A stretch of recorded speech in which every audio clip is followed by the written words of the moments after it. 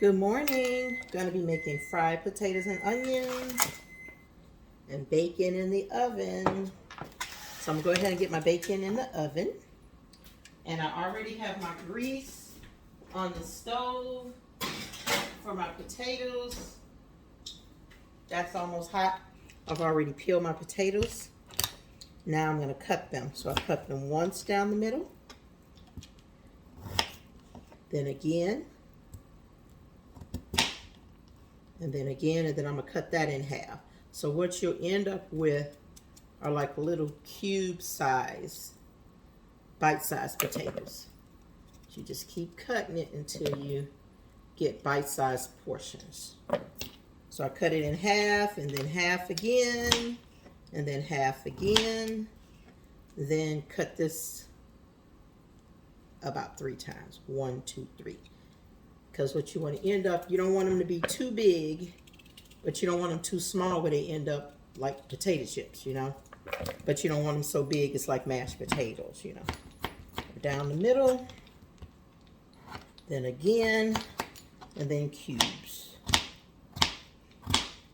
I also use Vidalia onions. I use Vidalia onions for everything because they just have such a really good flavor. They're sweet and they add a really good flavor to them. So I cut my potatoes to little cube size, as you can see. I have a gas stove. I don't know if you have a gas stove or electric, but gas stoves get hot really quick and they cook in half the time of an electric stove. So you have to be very careful and watch your grease if you have a gas stove. So I'm going to pull my grease off while I cut my potatoes so I don't burn it.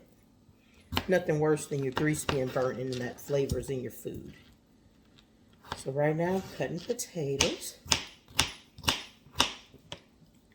Cube size, as I said. So what I'll do is I will come right back once it's time to put everything in the grease. Okay, now I'm going to go ahead and cut my onion. So I get a nice big Vidalia onion and peel it. Cut the ends off. It makes it easier to peel. Another key is a really sharp knife. That makes a big difference. It helps you a lot. I'll cut both ends off and then I peel it.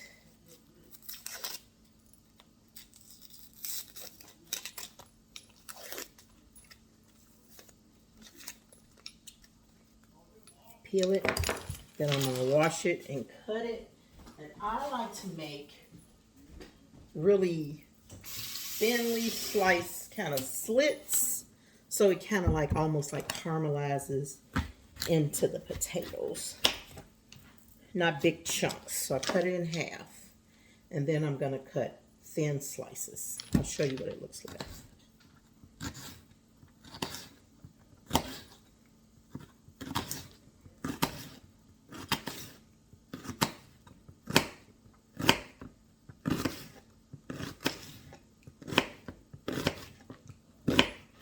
This is what they look like. Real thin slices, okay? Then I just break it up into the potatoes, right? So then I'm gonna mix that all together so that when it's in the grease and it's cooking, it's gonna cook evenly. So I'll put it in the grease in just a second. One thing I forgot to show you is you have to wash your potatoes and onions because there's a lot of starch on potatoes, just like rice. So you have to wash it really good, put it in a strainer because you don't want that chalky taste on there. So I've already washed them. Everything's mixed all up. And I'm going to get ready to put it in the skillet. Okay, so I wanted to also let you know I cut up about 8 potatoes because I'm feeding 4 people. And it does tend to kind of shrink up some. So I got it on like medium high. And I'm going to put a top on here and let it start cooking down. And I'll come back and show you what it's looking like when it starts cooking. Okay, so the potatoes are coming along nicely. The bacon is also. So it shouldn't be but about maybe 10 more minutes. I'll show you something that I did. I took the first batch of bacon out and I put syrup and brown sugar on it. So we're going to see how that tastes. Hopefully that tastes good and I didn't ruin the bacon. But I'll take it out and drain it and let you know what it looks like and tastes like. So here's the bacon, and it turned out really amazing. I put syrup and brown sugar on it halfway through cooking it. And the potatoes and onion turned out perfect. Frank's over here doing the eggs. Eggs with cheese. And I'll show you a finished plate. Okay, here's the finished plate.